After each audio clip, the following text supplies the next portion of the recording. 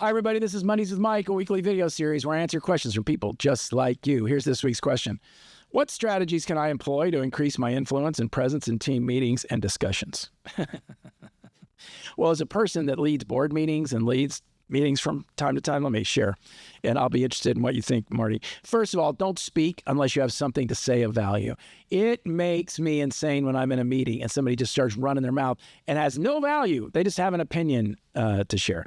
So make sure when you speak, people are raising their eyebrows like, wow, not furrowing their eyebrows like, what are you talking about? So that's the first thing.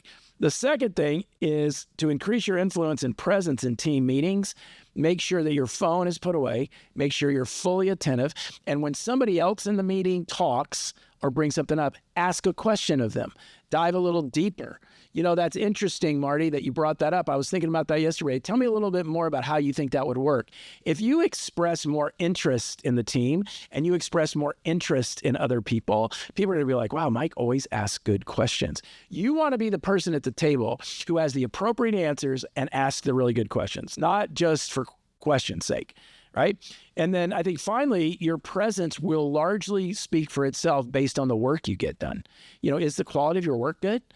Do you show up ready to go in? Do you have that put me in, coach sort of mentality? I mean, what have you seen work in meetings with people that you respected or your own presence in meetings? Yeah, I think you hit the nail on the head with a lot of them, right? Being present is a big one. Nobody likes somebody who's trying to lead a meeting and then they're like, oh, hold on, I have to answer a text message, or their phone goes off and they even, just put it away. But that can be very distracting. It, having, like you said, having either a list of what you'd like to get through or only saying what you need to get through, and recognizing that time is everyone's most valuable resource, and that we're all trying to get everything done as efficiently as we can.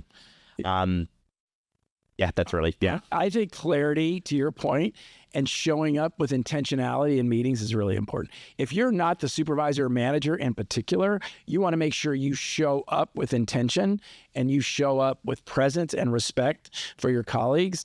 And then when you have something to say, you weigh in a big way, right?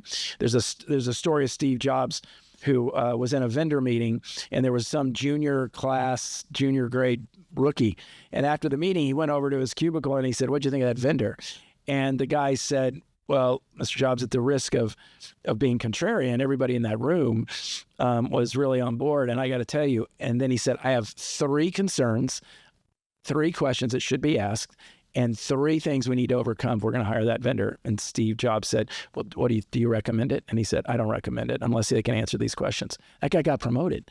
Now, he probably should ask those questions in the meeting, but the point Jobs' biographer made was, or interviewer made, was that you've got to be willing to speak truth to power in a respectful way. Yeah. Right? And if you do that respectfully, people are going to listen. Yeah. That's important.